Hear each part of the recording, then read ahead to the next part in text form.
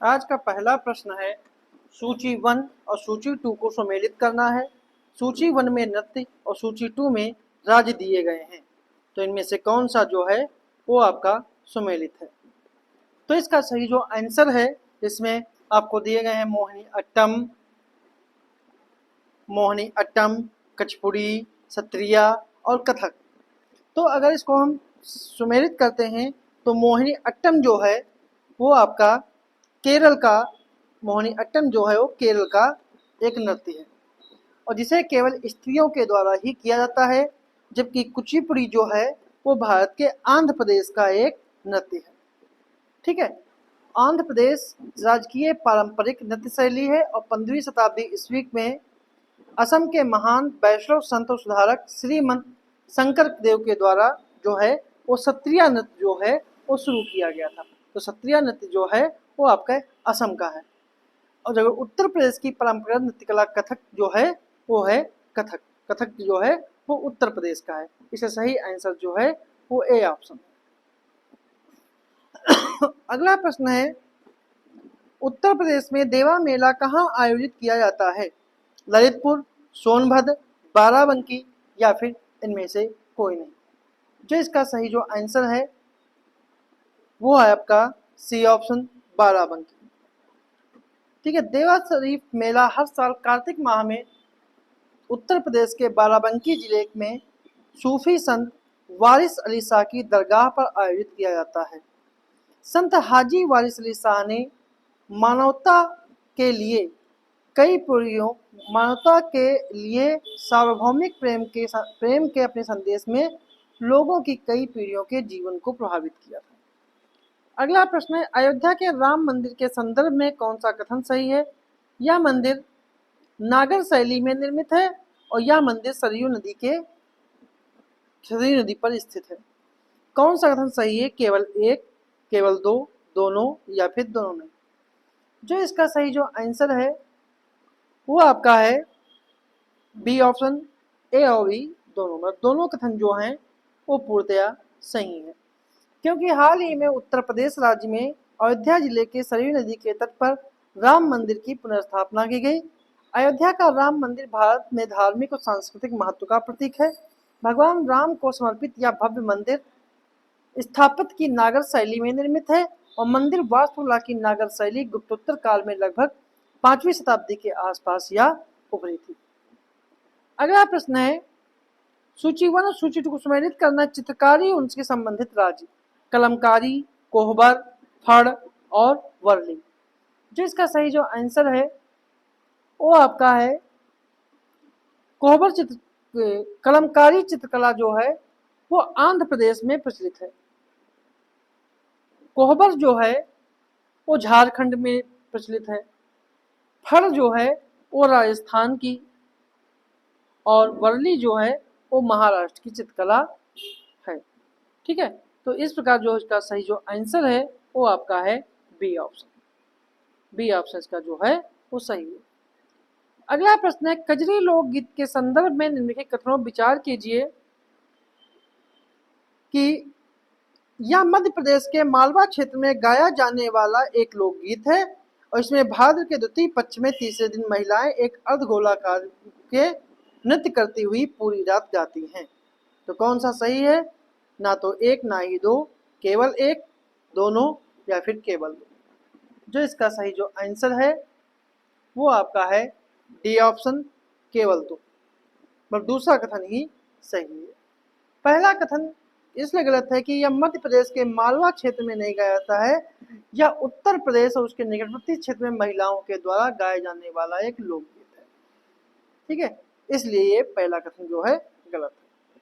अगला प्रश्न है, राज ललित कला अकादमी में उत्तर प्रदेश के संदर्भ में निम्नलिखित कथनों पर विचार कीजिए कि इसकी स्थापना 1962 को स्वायत्त शासी संस्था के रूप में की गई थी और यह वाराणसी में स्थित है। तो कौन सा कथन सही है? केवल एक, के दोनों, दोनों नहीं या फिर केवल दो।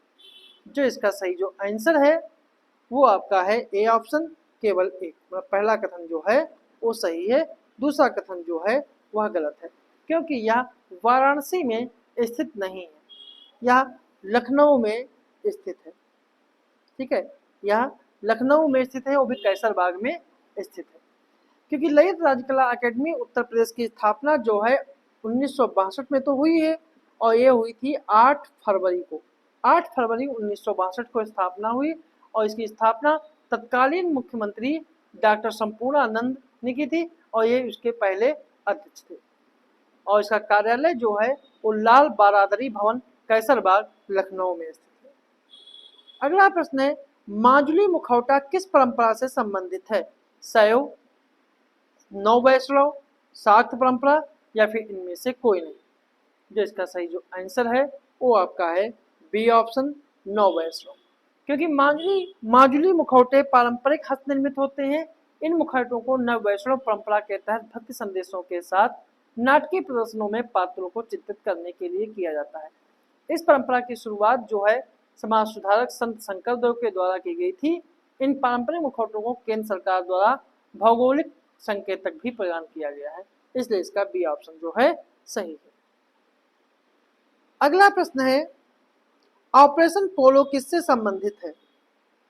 इजराइल से भारतीय नागरिकों की वापसी के लिए, यूक्रेन से भारतीय नागरिकों को सुरक्षित निकालने के लिए, सूडान से भारतीय नागरिकों को वापस लाने के लिए, या फिर हैदराबाद रियासत को भारतीय गणराज्य के साथ एकीकृत करने के लिए?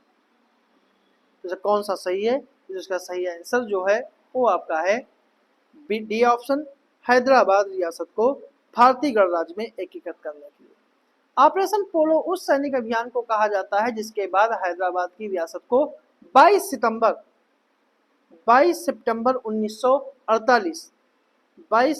1948 को भारतीय संघ में शामिल किया गया।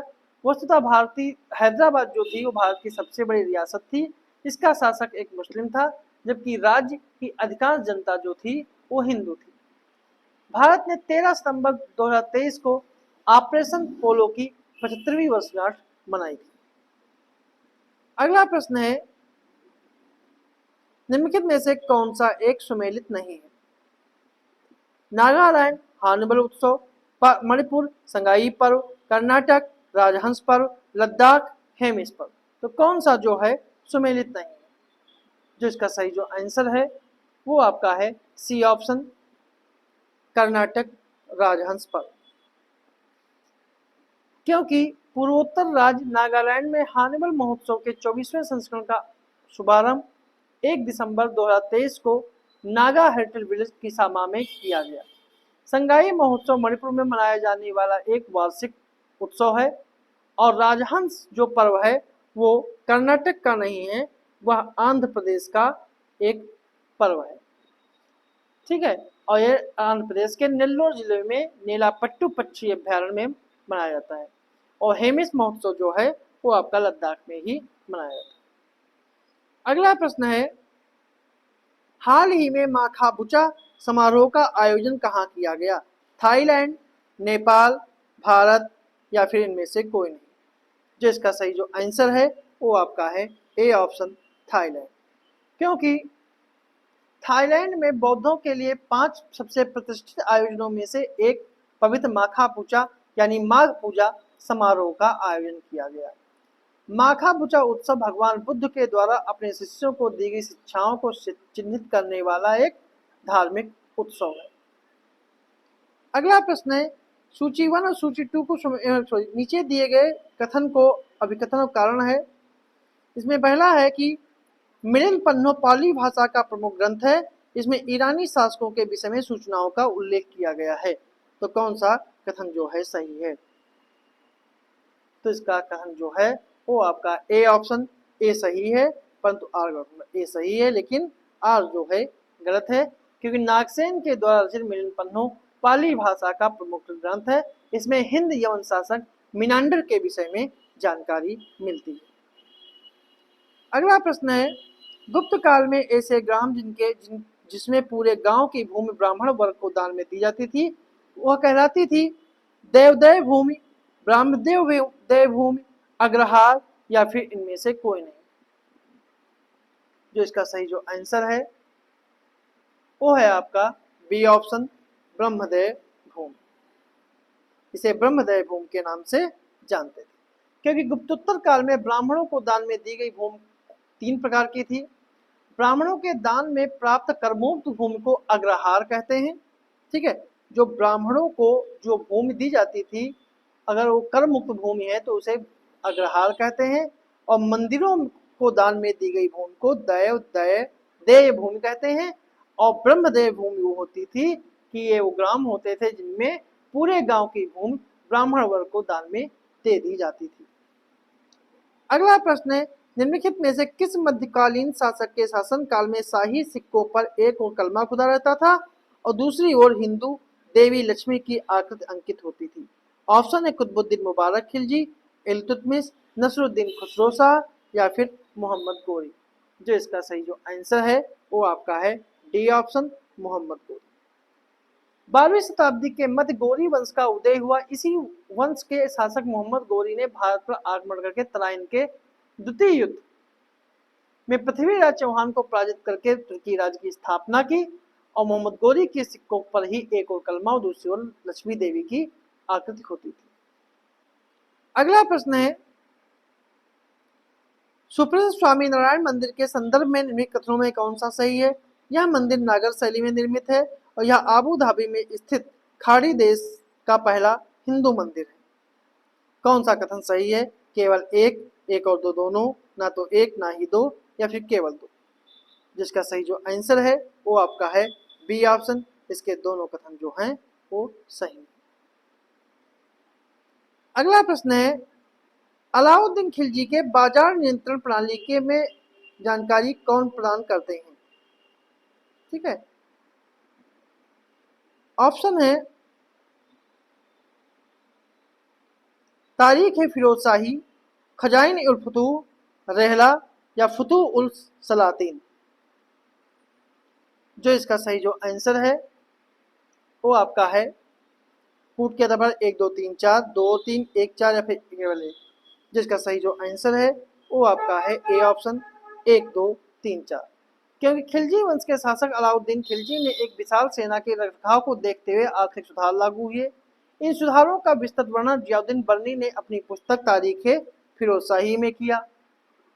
इसके अलावा अमीर खुसरो ने खजाइन उल फतूह में भी किया, इसामी ने फतूह उल सलातीन ने भी किया और इब्न बतूता ने रहला में किताबुल रहला में भी बाजार नियंत्रण प्रणाली का विस्तृत वर्णन किया है।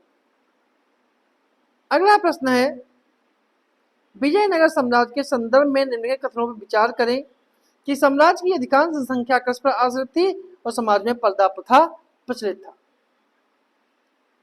तो इसका सही आंसर क्या है? केवल 1 2 दोनों, केवल 2, केवल 1 या फिर ना तो 1 ना ही 2। जिसका सही जो आंसर है वो आपका है सी ऑप्शन, केवल 2। दूसरा कथन जो है सही है और पहला कथन जो है वो गलत है। क्योंकि दक्षिण में तुगलक सत्ता के पतन के बाद 14वीं शताब्दी के मध्य विजयनगर साम्राज्य अस्तित्व में आया और मध्यकालीन भारत के अन्य प्रदेशों की तरह विजयनगर साम्राज्य में अधिकांश जनता जो थी वो कृषि पर आश्रित थी। राज्य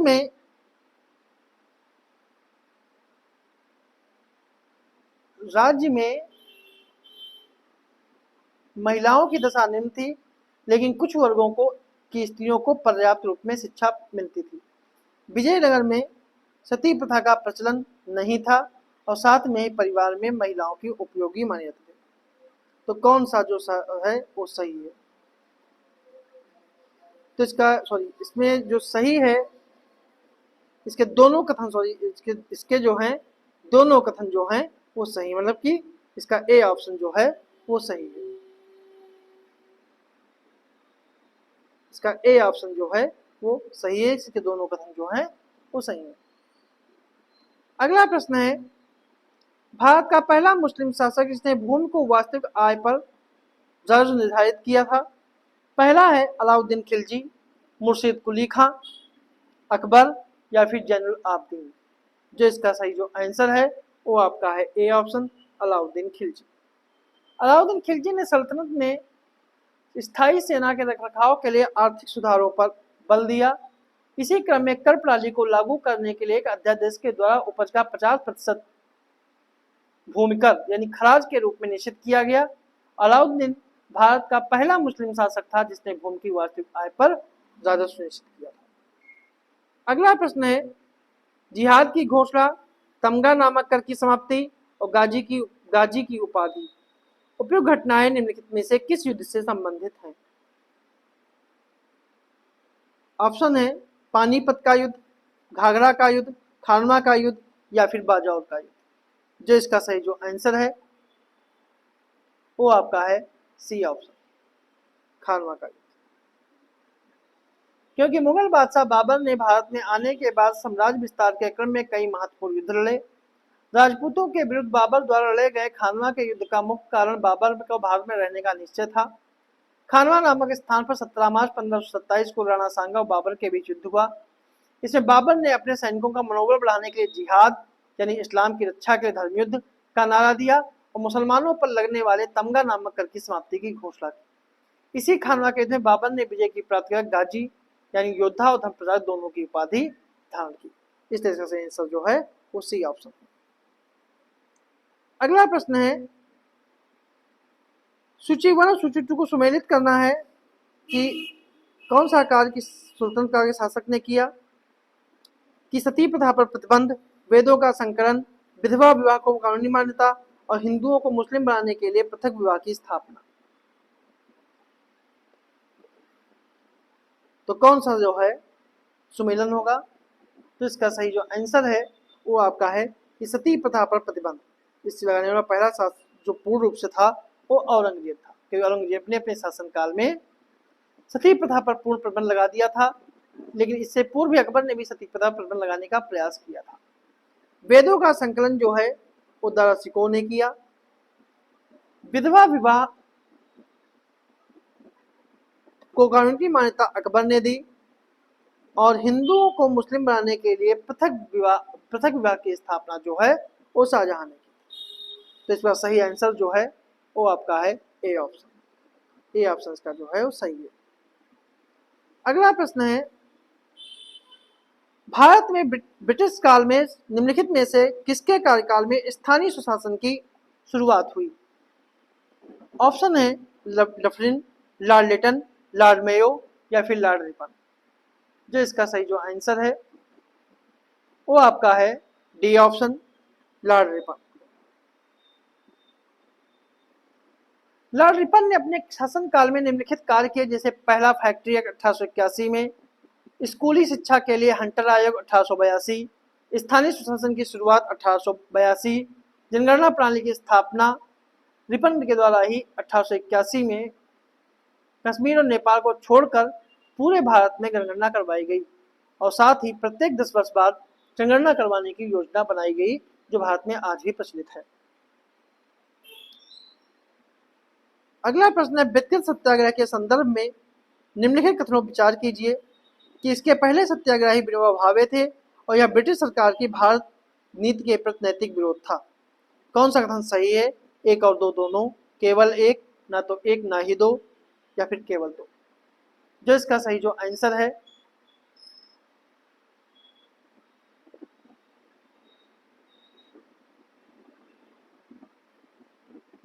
जिसका सही आंसर है वो आपका है ए ऑप्शन, 1 और 2 दोनों। ठीक है, पहला और दूसरा दोनों। क्योंकि व्यक्तिगत सत्याग्रह की शुरुआत 17 अक्टूबर 1940 को हुई। पहले सत्याग्रही विनोबा भावे थे और शुरुआत इसकी महात्मा गांधी ने की थी। दूसरे सत्याग्रही जवाहरलाल नेहरू थे और तीसरे सत्याग्रही जो थे वो ब्रह्मदत्त तिवारी थे। अगला प्रश्न है, सूची 1 और सूची 2 को सम्मिलित करना है, राशि उनके मात्रक। राशि उनके मात्रक, तो कौन सा जो है वो सही सम्मिलित है? दाब जो राशि है इसका मात्रक जो है वो पास्कल। तापमान का केल्विन, आयतन का घन मीटर और भार का न्यूटन। इसका सही आंसर जो है वो डी ऑप्शन। ये थे हमारे आज के कुछ प्रश्न।